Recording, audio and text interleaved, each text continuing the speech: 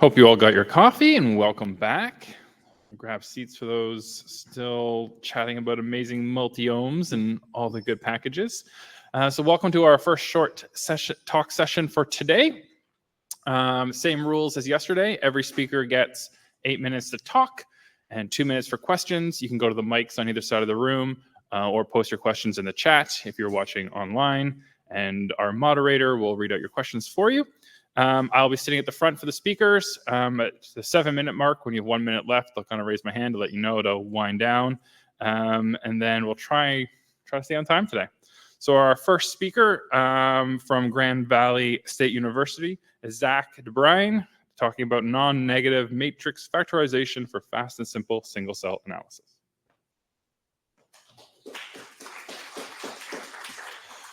Well, thank you very much. Why don't we start this with a poll? How many of you use PCA for single-cell analysis? A lot of hands. How many of you use NMF for single-cell analysis? Well, still quite a few hands. How many of you prefer a different method than PCA and NMF for single-cell analysis dimension reduction? Well, not a lot of experimentalists. Well, those of you that raised your hand for PCA and not NMF, I want to enlighten you just a little bit about what NMF can do for you that PCA can't. Here are 4 of the grand challenges introduced by Loneman et al. In 2020 for single-cell analysis that NMF solves, but PCA, I would argue, does not solve. Number 1, handling sparsity. PCA fits to missing values. NMF imputes missing values. We have a lot of missing values in our single-cell data sets. Second challenge, complex differential patterns of gene expression. If you introduce a small perturbation to your single cell data set and you redo the analysis, one of your NMF factors will acclimate. If you do that for PCA, your entire PCA model will be different from the point that that factor was affected. Challenge number 3, mapping single cells to a reference atlas. You train a PCA model on a reference atlas, you need something really fancy called Seurat azimuth to do transfer learning. You have no idea how that works. With NMF, you simply do a single non-negative least squares projection. All your factors are still the same. Challenge number 10 actually, integration across samples, experiments, types of measurements. Josh Welch is the best person to tell you about that with integrative NMF, but if you want to be stupid simple, just look at metadata enrichment in your NMF factors. If you have a batch effect factor, just exclude that from downstream analysis and you've got an integrated model. That's why you should use NMF instead of PCA. But why hasn't NMF really been used? Well, I would argue negativity and orthogonality are challenges for PCA. NMF has been slow, and that's been the real barrier to entry. And for deep learning, like variational autoencoders, it's a little scary for people who really don't understand everything about how variational inference and deep learning can work. Tomorrow, some of my bright students will share how they're making this easier for you. But for now, let's focus on NMF being slow. So a couple of years ago, I developed RCPP Machine Learning Library, which is the fastest NMF for sparse matrices, optimized for CPUs and GPUs alike. It's about 10 times faster than sklearn, scales way better than sklearn, 100 times faster than the RNMF package, and 1,000 times faster than COGAFS, which was first popularized for single-cell analysis with NMF. It's about 5 times faster than Seurat PCA on 3,000 highly variable genes. We run them on all 60,000 genes that you can map to. It's also almost as fast as state-of-the-art SVD, which is faster than PCA. So therefore, NMF is now faster than PCA, no matter which way you slice it. Not only is it fast, it's easy to use. It's a single function. We all know how to call a single function in R. You put in your input matrix, you put in your rank, and everything else is optional. But also on the back end, you get optimizations for sparse and dense inputs. You can do L1 and L2 regularization. You can weight any metadata label or feature sample pair. You can weight any value. You can withhold random cross validation sets. And you can also do faster spectral bipartitioning than with SVD and PCA. So how would you do this for single cell data? Think about the PBMC3K data set, classic example. Take log normalized counts, run cross-validation, basically train a number of NMF models at different ranks, holding out a random test set. This is all automated, automatic rank determination. Then use that embedding to visualize, for instance, with UMAP. and do downstream analysis. Anything you do with PCA, you can do with NMF, but you can also interpret your NMF factor loadings. You can go in that NMF model and you can say, run gene set enrichment analysis on this signature. What cell types are up in this signature? And so you can immediately address those kinds of interesting questions with your model. With PCA, you can't do that. So how do we determine ranks? Here's a picture of an NMF model fitting on 40,000 blood cells, bone marrow cells, sorry. The optimal rank is 35. We have tested that reconstruction error on the y-axis. You can see at convergence, each line here is an epoch of our NMF model. At convergence, we do the best at rank 35. And as we get too far to the right, too high of a rank, our model begins to overfit to noise. As we go too far to the left, our rank underfits. We don't capture all the signal that we could. This process is automated for you. We also realized that data structures are a big limitation in single-cell biology. We wanted to fit an NMF model to 30 million single-cell transcriptomes in the Chan-Zuckerberg Initiative cell census, didn't fit in a DGC matrix. Horrible data structure. So think about a column sparse compressed format where we store non-zero values, their corresponding row indices, and their column pointers. We introduce value compressed sparse column, which stores just the unique non-zero values in each column, the number of times those values occur in the corresponding row indices. So we can compress about 50 to 60%. Then we further introduced IVCSC index and value compressed sparse column, which byte packs the index array, puts it all in one vector, does some fancy tricks, gets about 10-fold compression over DGC matrix, and allows us to take 240 gigabytes of human cell atlas data, put it in 32 gigabytes. We can now fit a really fast NMF model on the entire cell census, and we did. So this is available on CZI's website as a model that you can use. The cell census, we fit it at a rank of 200, and it has all of the 10x single-cell transcriptomic sequencing data available at your fingertips. You can also explore the model interactively on their website. So these two packages, RCP-PML, which I talked about, and Singlet is the single-cell experiment and Seurat wrappers for NMF, are used by hundreds of research groups because it's fast and easy to use. We also have a new data structure, and you're welcome to check that out. I'm happy to answer any questions. If you have a feature request, just open it up on GitHub, and I'll try to reply. I'd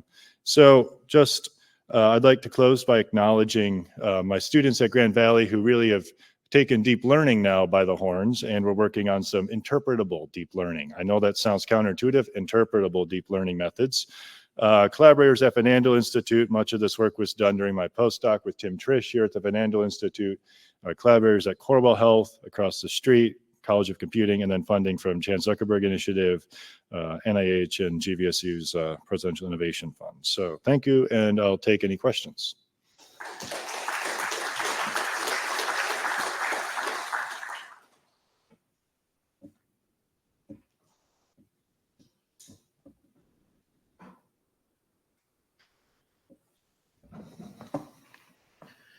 Zach, can you say a few more words about how you do the rank selection? How you do rank selection. So NMF is famous for imputing missing values. So what we do is we take a random speckled pattern of rows and columns, hold those out during fitting, model never sees them. Then we multiply the model out once it's trained to impute those values. We know what the ground truth was. We can compare the ground truth to what our model says it is, and we calculate the mean squared error, and comparing those two values is what we use as our metric. So do you like mask the matrix with element-wise multiplication during factorization? Yeah, we mask it during the alternating least squares updates. Cool, thanks. So how does it compare in like reconstruction error with other NMF methods? Because I understand with PCA you have exact answer, but with NMF there is like a lot of flexibility of what you actually optimize. So how does it compare with other methods? Sorry, you're asking, can you repeat the question? Like with PCA, you have exact solution, but for NMF, there are like a lot of parameters that you can tweak. PCA is exact as long as you don't do absolutely anything to perturb your data. As soon as you change one value, the model could be completely different. NMF is robust. You can repeat it 100 times from 100 different random initializations and recover about 80% of the factors every time and 20% every other time. So it's quite robust. PCA is exact mathematically, but very not robust in practice. Hey, Zach. Great talk. Bit of a selfish question here, as you'll know from my work. How does the package that you created perform on less sparse data, like bulk spatial data? And how does it perform on even more sparse data, like single cell spatial data? Yeah, so there is obviously always a limit to how well you can impute. Think of single cell attack. But it works as well as any other method. You can benchmark it against other methods for imputation like mice or random forest or et cetera. And it always is right up there with the very top. It's the simplest sometimes of them all. For bulk data, I mean, it just fits, right? It doesn't have to impute. The non-negativity constraints respect the distribution of the data. If you have data that's only non-negative, you should probably use a non-negative decomposition. So it's fully applicable for that data type. Hi, Zach. Nice talk. Thanks for the nice introduction to MFs. Normally overlooked by a lot of people. So can you explain how MF impute data slightly more in details? How does NMF impute missing data? So in single cell data, we have a lot of zeros. About 98% of the values in some assays are zero, and then 2% non-zeros. So we know there's a substantial amount of dropout. And NMF is essentially saying, I will fit to the data that is there at a happy medium between the zeros that are there and the non-zeros that are there, but it will never get less than zero. So PCA would fit to the zeros by adding a negative coefficient in the model, whereas NMF will not introduce negativity, and so it has to stay in the positive orthant, and so it can't fit to the missing values as well. Of course, it does fit to them at a rate of 0 at a minimum, right? Got it. Thank you. Thank you.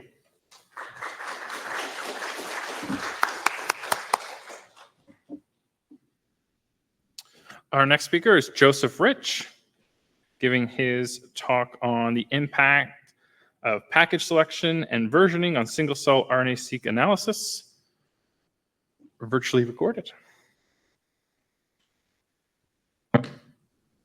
Hello, everyone, and thank you for coming to my talk. My name is Joseph Rich, and I will be presenting on behalf of the Pactor Lab at Caltech today.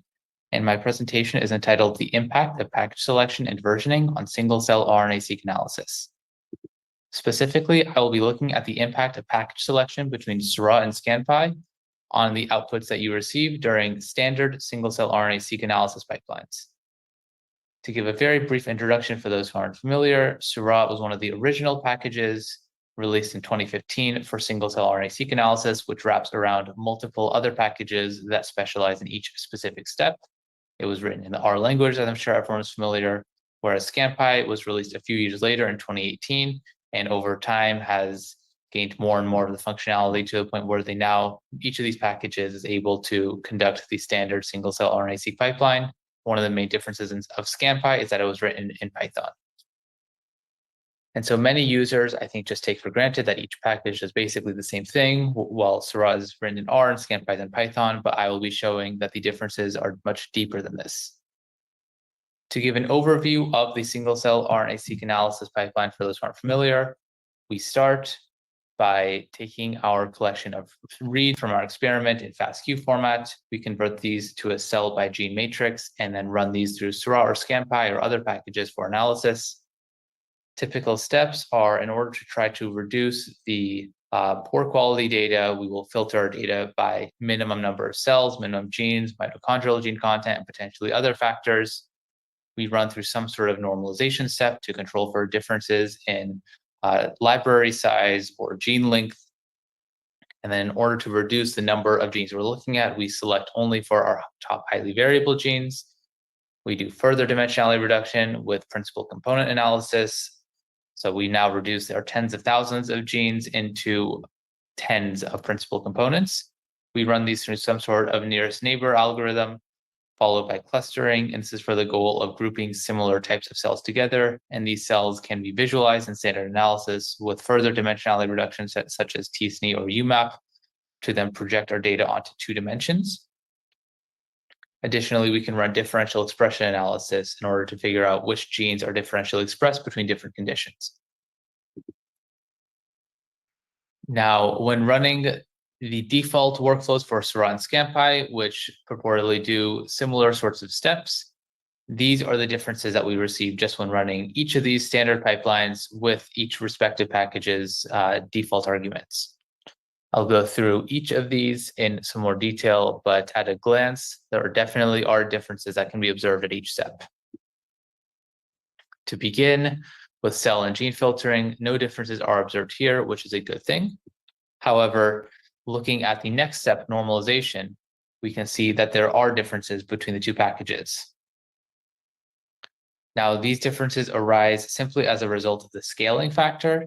Each package performs something similar to CPM normalization, where they take each cell's raw read counts and divide by the total number of reads in that cell, and then multiply by some sort of scaling factor. Seurat multiplies by 10,000 by default, whereas scampi multiplies by the median number of counts across cells. Looking at highly variable gene selection, the two packages also differ in this respect. We can see that with default arguments, they only agree in about 900 of the 2,000 to 3,000-ish highly variable genes. The reason being, for the default choice in algorithm, Seurat uses something called VST by default, whereas scampi uses something called mean var plot. Each of these algorithms, for this step as well as all subsequent steps, these are all described in more detail in our preprint on bioRxiv, but briefly, these two algorithms, one of the ways in which they differ is when actually ranking highly variable genes, whether they do so with a binning sort of approach or with a local low-S regression function. The next step, scaling and regression followed by PCA, we can observe that there are some differences observed here as well. Now, these differences are primarily just a result of the differences in clipping during the scaling step, whether clipping is applied or not to some of the top or bottom values, as well as then whether or not regression is applied. But as a result, these preceding steps will definitely impact how the PCA is depicted. Moving on to our nearest neighborhood algorithm, we can also see some substantial differences here. These differences arise as a result of differences in the k nearest neighbor algorithm choice. Seurat uses annoy by default, whereas scampi uses n and descent. Each of these are approximate nearest neighbor algorithms, as well as then the conversion from the KNN to SNN graph. The k nearest neighbor graph is a graph that describes each cell's k nearest neighbors, whereas the shared nearest neighbor graph is rather an undirected graph, which is symmetrical, unlike the KNN graph. And generally, rather than just talking about the k nearest neighbors, the number of entries per cell is not fixed and is more used to describe just the overall similarity of surrounding cells. And again, the details of this are described more in our preprint, but basically when comparing both the size of these shared nearest neighbor neighborhoods as well as the similarities between conditions, we can see that they differ pretty strongly between the two packages. Looking at clustering and UMAP, we can see that both the clustering results in the middle differ, primarily due to differences in algorithms, Louvain versus Leiden, as well as these UMAP plots look pretty substantially different as well, just visually, and as well as some additional analysis that we ran. Finally, then differential expression, just the selection of marker genes differs pretty substantially. This is just primarily due to some filtering arguments that can be modified manually. And then looking at further differential expression, especially the log fold change, there are some differences due to both the differences in pseudo count as well as whether the package's Seurat calculates arithmetic mean, whereas scampi calculates geometric mean. And then differences in adjusted p-value calculation, the correction methods such as Bonferroni versus Benjamin E. Hochberg, as well as then whether or not the package handles tie correction during adjusted p-value calculation. So I know that was a lot of information. Again, it's all in our preprint if you'd like more detail, but as a summary, we put together a list of each of these steps of single cell RNA-seq analysis, whether the two packages either agree by default, whether they can be made to agree with careful matching of arguments, or whether they are just incompatible if they can never agree no matter which arguments you select. And then finally, if you're interested in getting Seurat to act like scHiCcompare or vice versa, getting scHiCcompare to act like Seurat, we put together this table to show you which arguments you should select, both for Seurat and for the scHiCcompare side. So conclusions, using Seurat and scHiCcompare will lead to significantly different results, even for this standard sort of analysis. These differences can be reduced, but not completely eliminated with proper argument selection. And just a reminder that package selection and version control do both affect your data analysis.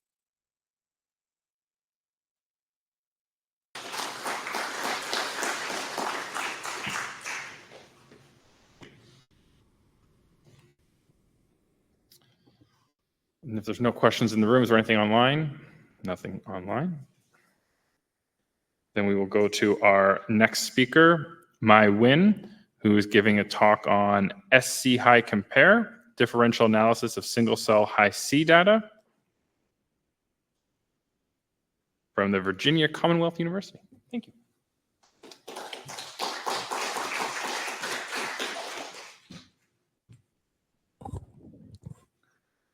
So hi, my name is Nguyen, and today I will discuss our project of scHiCcompare. So let me quickly introduce you about chromatin. So you can imagine chromatin is like a long string that located in the nucleus. So to fit in this nucleus, it actually have to fold and create many interaction. And some of the interaction can activate new genes. So if these misplaced location of these interaction, it can cause mutation or even cancer, like example here. Therefore, we are very interested in studying differences in chromatin between two cell types. So our study main focus on the single cell Hi-C data, which is study 3D organization and chromatin interaction in terms of single cell. So as we just heard that Hi-C will give us the output of contact matrix here, single cell will give us many contact matrix for each single cell. And due to technical challenge, as we all know, single cell Hi-C data also have problem with sparsity, a lot of biasness, which cause a lot of trouble in differential analysis later. So our method aim to solve the challenge by imputation and normalization, so like it will complement and complete our method. So now let's briefly discuss about our method. So the first step of our method is imputation. So it will start by pulling beans in the Hi-C matrix by genomic distance. So as we can see here in Hi-C map, interaction frequency tends to decrease strongly as the genomic distance increase. So that's called the distance effect. So we basically gonna pour subsequent distance that have similar effects to pool pens. So we're gonna, right now we have our method, we have two design is progressive pooling of Fibonacci pooling. So progressive pooling, we have a number of elements in each set increasing by 1. And Fibonacci pooling, we have the number of elements increased by the Fibonacci sequence. So we gonna gather these side distance into following pools, and after that, we can perform imputation. So we're gonna apply the mice random forest imputation method. Roughly, we're gonna train the existing data on the random forest model, and then we input the missing frequency value by matching their prediction with similar existing data donors that in the same leaf of the prediction. So after that, we're gonna have the inputted single cell matrix, and we combining them, creating the shootable matrix, and we repeat this step, imputation and shootable, to obtaining two shootable matrix. So now we are ready to normalizing to remove biasness between these two shootable matrix. And first that we need to create empty plot. So empty plots, D here is basically distance of locus, and M is the log differences of interaction frequency between beans of these two shootable matrix. So from the empty plots, we will apply the Hi-C normalization. So that is basically we fitting the lowest regression, and we're gonna adjust the interaction frequency of these two cell types. So as long as it can remove the biasness between them, but still keeping the interaction frequency unchanged. So after normalization, on aims to centering around 0, and at each distance, so they should be approximately normal. So from that point, we can transform to z-score and the corresponding b-value. So we can detect the outlier or also the differential in the chromatin between these two cell type groups. So that is all briefly for our method. Now, let me also introduce some of our results. It will be based on the real data set of brand single cell data at 1 megabyte resolution for now with simulated route true. So first we want to look at the impact of how the imputation improve our algorithm. So we're gonna compare the input value. We're gonna compare our imputation method with other imputation methods and versus with the algorithm before imputation. So at the first glance, we're gonna see no matter what, imputation always improve the overall algorithm. So, but specifically with our methods, so we also consistently improve the algorithm, but we do especially well when we have lower number of single cell, like only 20 or 40 number of single cell in each group.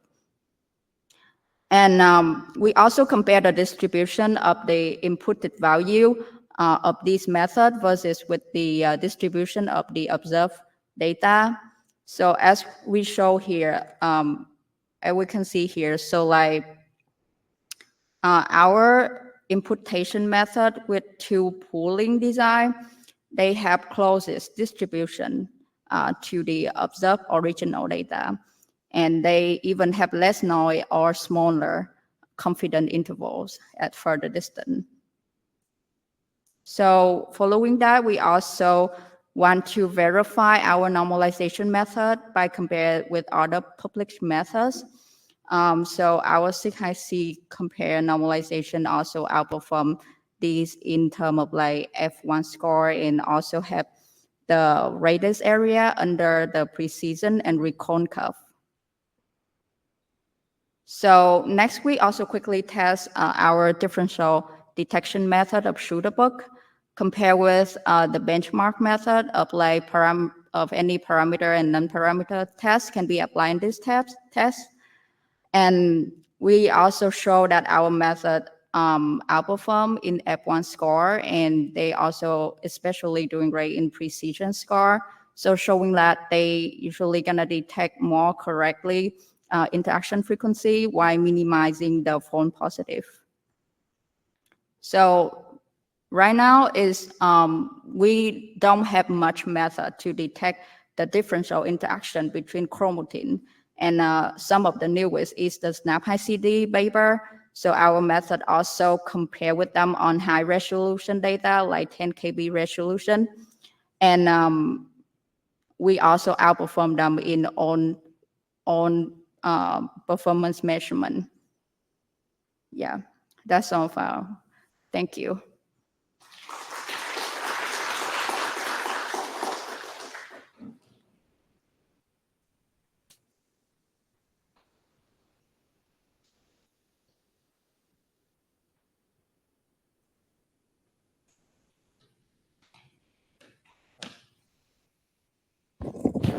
I guess I'll ask a question.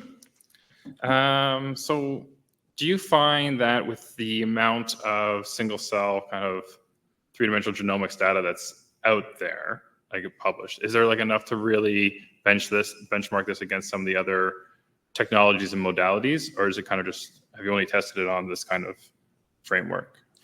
So basically most of the single cell data, they don't have route true.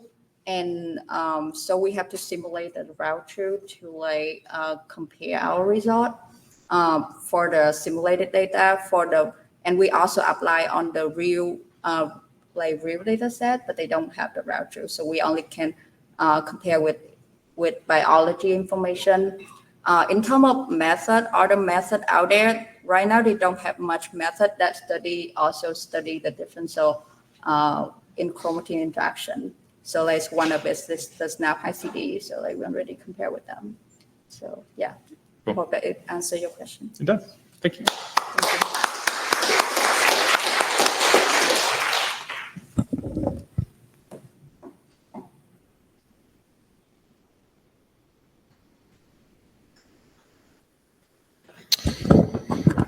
Our next speaker is reading whole genome bisulfate sequencing data into analysis-ready structures or iscream. I like that. James Eapen.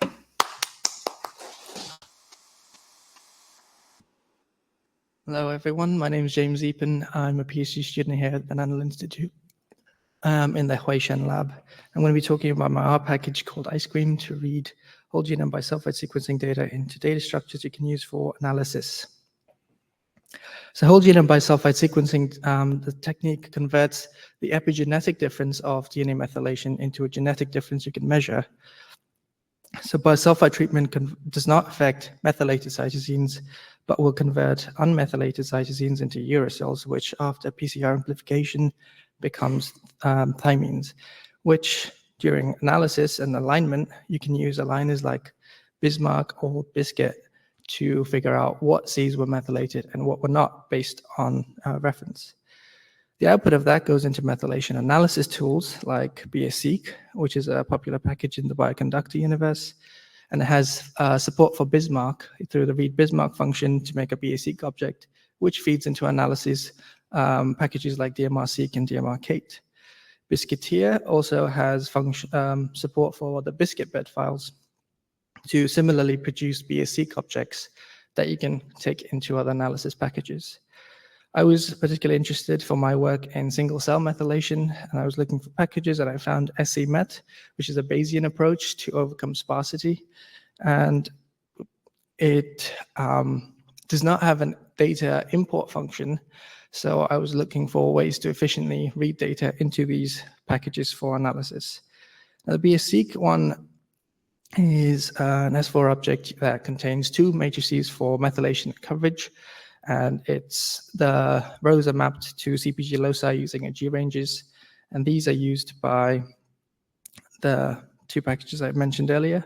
You can give a vector of files to the read Bismarck function, which will produce the vmrseq. And if you're interested in specific loci, you can provide a G-ranges of those loci, but this will not take any windows. You need individual loci, and all the CpGs are read in and then subset, which brings with it some performance issues, and that's what I was trying to improve with iscream. So iscream sits in the middle of the alignment and analysis. After alignment, you can take your bed files, run it through iscream to go towards matrices that produce vmrseq or an aggregated data frame for scMet, as well as other packages that we plan on supporting. I can also store it towards alternative data formats for a disk, like a matrix market file, and I'm planning on adding support for Arrow data sets to support larger than memory data analysis. The bulk of the logic is implemented in C++ with the help of our CPP, and the queries for these windows are made with the HitSlib library. And we have support for multi-threading across the input files. The previous two packages I showed also can be multi-threaded, but it's not quite as native as with iscream. The bulk of the work is done by these two functions. I'm calling for now region map and query all. Region map will map a function, currently aggregate and average across the input windows that you provide, while query all will return all the CpGs as in the matrix, and it will currently return a vmrseq. It also has support for Bismarck. It requires that all your input bed files be tabexed. You can run this by just loading the library, setting the number of threads that you want to use a function like list files to get the files that you want, get your regions either as a set of strings, or you can read a bed file, collapse your columns into a tabex-friendly genomic string, and then just run the two functions to produce either an aggregated data frame in the scMet format or a vmrseq from query all. So I was hoping to make it faster. So compare with BSEq's read Bismarck. This is running on one thread because I, for some reason, couldn't get read Bismarck's n threads to go above 2 and work. So iscream, especially for the lower number of regions, it is much faster because read Bismarck just reads everything before doing any filtering. So its runtimes are fairly consistent. But as you get higher up in the number of regions, like at the end with 10,000 regions, iscream's runtime starts to approach Bismarck's. But because this is one thread, it's getting closer. But if you increase the number of threads available, runtime will drastically reduce. One of the biggest things was memory usage differences. Because it's reading the full file, read Bismarck uses a lot more memory than iscream. So the first 10 seconds of this on the x-axis is just loading BSEq, the time taken to load the library. So from 10 seconds on is the actual benchmark, and iscream does it faster using a lot less memory and produces the same BSEq object. Compared to Biscuit, the read Biscuit function reads one file at a time. So in the top row, I'm using lapply to loop over them and produce a list of BSEq objects, and it runs a lot slower than iscream. But in the second row, I use the parallel packages mclapply, and that makes read Biscuit a lot faster, but not quite as fast as iscream. This is just to show how iscream does across various files and threads. So this is 1,000 regions and reading up to 100 files. So on a single thread, you can see that, especially with bulk data, it takes a long time to actually get the data into a BSEq object. And query and region map, both of them take about the same time because I think file I/O is the biggest bottleneck. So when you parallelize across the inputs, then you can drastically reduce the time taken to produce your final data structure. For the future, I'd like to support a fast and efficient reading of the entire file. Currently, iscream is great for windowed reading, but if you want the entire file and you've got enough memory for that, for now you can go with BSEq or Biscuiteer. I'd like to support the arrow format so that we can do larger than memory analysis using their library.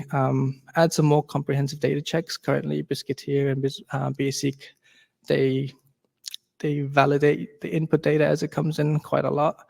I'm trying to figure out the balance between how much is on the user and how much is on the package, but I'd like to add some more data checks and support sparse matrices for the single cell data in particular.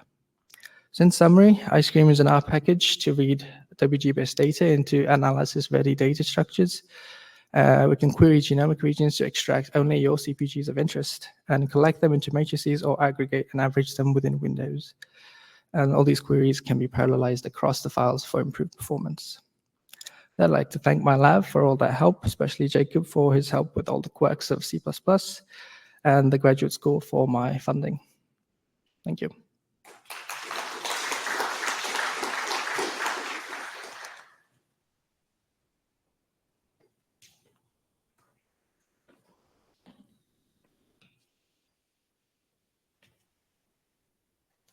I'll ask you one. All right. So as someone who's used Biscuit, one of my pain points is how long it can take to install and configure everything on a server. It can be time consuming and things can crash if you don't do things in the right order.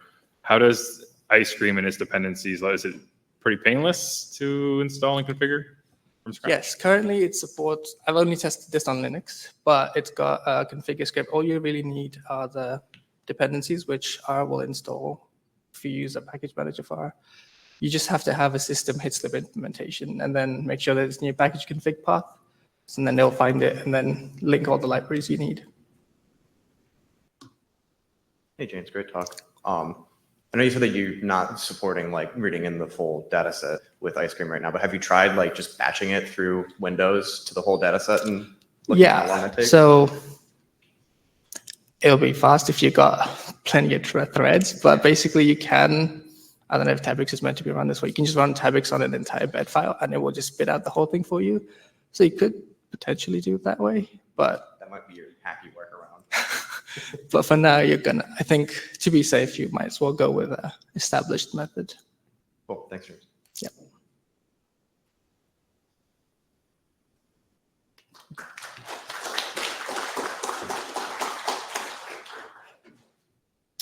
And our last speaker before break is Ning Shen, vmrseq probabilistic modeling of single cell methylation heterogeneity. Let's welcome her up.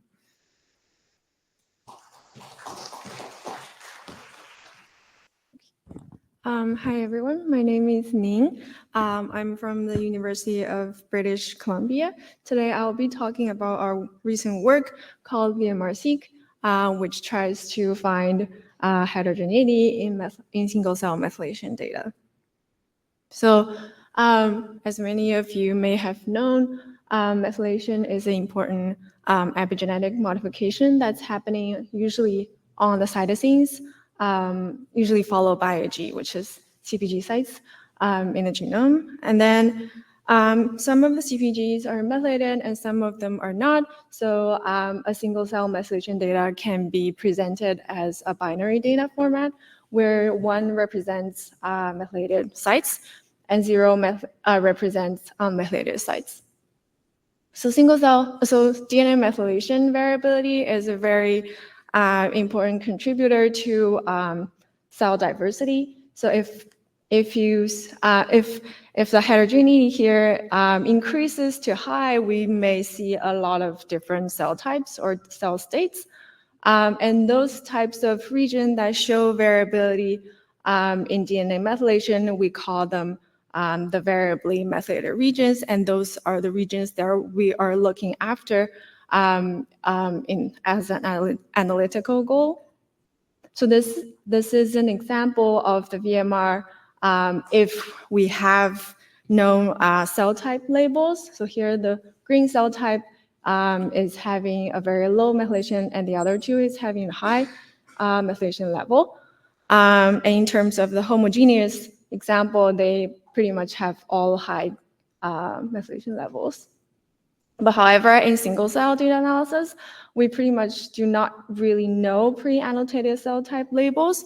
For some of the studies they do, so we can use them as benchmarks. But in future studies, these VMRs can be used to identify the cell types or even novel cell types. So there are quite a few challenges to identify the VMRs in the single-cell DNA methylation data. The single-cell methylation data is very high dimensional. We have around 30 million CpGs in human genome, and the data is pretty much sparse because of the single-cell technology. 80% to 95% of the data would be missing. And then we also wanted to model on the spatial correlation of nearby CpGs because that's a very, very important characteristic of the data. There has been a few tries, so SCMET, as mentioned by James, is one of them. However, there are some problems of those previous methods. So first of all, they select VMRs from fixed size bins, for example, 20,000 KB bins, 20,000 BP bins, or predefined regions like promoters or gene bodies. The problem with that is that these predefined regions can contain the VMR, but it can be too large or too small or just contain part of the region. Then the second problem is that most of them model on information aggregated across CpGs, so like take an average of the CpG methylation levels across the bin, which might wash out signals if the bin is too large. And the third problem is that they use an arbitrary cutoff on the quantified variability, which might not fully represent the level of variability in the data set. So the contribution of our method, sorry, this is not aligning well here, but the first one is, so we do not require any prior knowledge on the size or the location of the regions. We make assumption that they can be present in anywhere in the genome. And then the second is we use a more granular modeling approach where we directly model on the CpG sites instead of aggregated information. And the third one is we make selection that's sensitive to the level of heterogeneity present in the data. So a brief introduction of our method. So the input should be a matrix of binary methylation values for each cell. This is not showing correctly, but we are using a kernel smoothing technique to obtain a rough estimate of the variation across cells for each CpG site. And then based on this rough estimation, we construct candidate regions and then apply a hidden Markov model on those candidate regions because the hidden Markov model naturally incorporate the dependent structure in the data. So there are a lot of downstream analysis that can be done with the VMRs.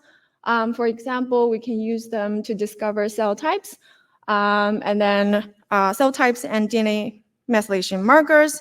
And if you have multimodal data, for example, gene regulation, gene expression, then you may use the VMRs to discover novel regulation patterns.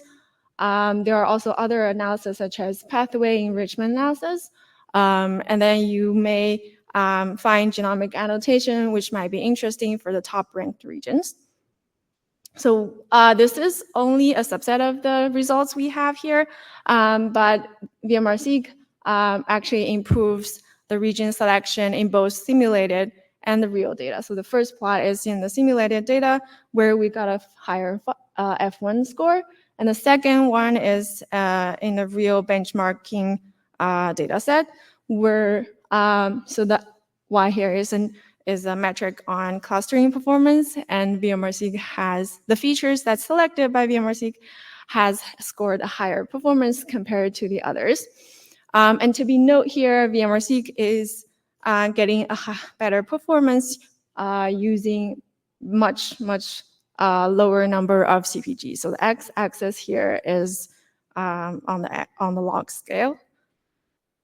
We also have other interesting results regarding gene regulation. And also we found heterogeneity that's related to cell states and cell cycle using our VMRs. But if you're interested, please feel free to take a look at our paper. The package has been under review by bioconductor, but not yet approved. Sorry. So if you're interested, please take a look. Thanks.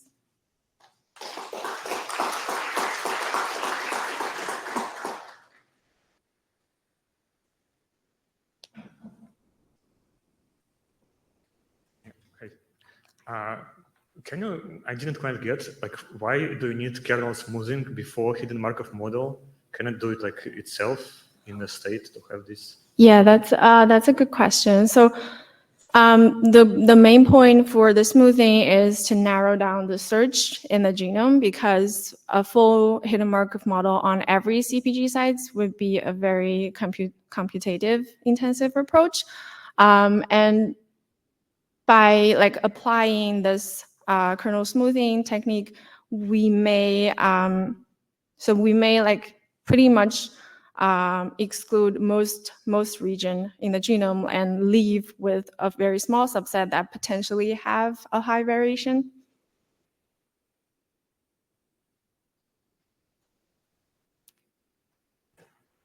Okay, thank you. So you have a question? All right, we have a little time. We're a little time. You can ask your question. Oh, he's given up. He's given up. He's changed his mind again.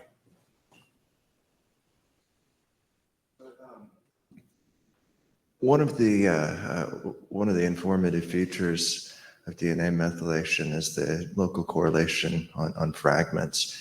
Have you looked at whether vmrseq does a better job of identifying regions where there appear to be epialleles or blocks of correlated features that are particularly informative at a fragment level?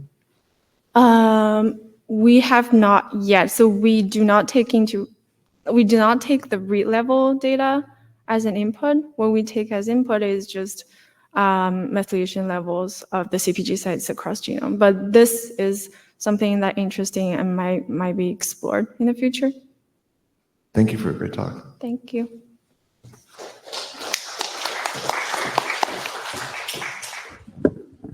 That concludes our short talk session. We'll be meeting back here for our next keynote in 22 minutes. So you have 22 minutes. Enjoy.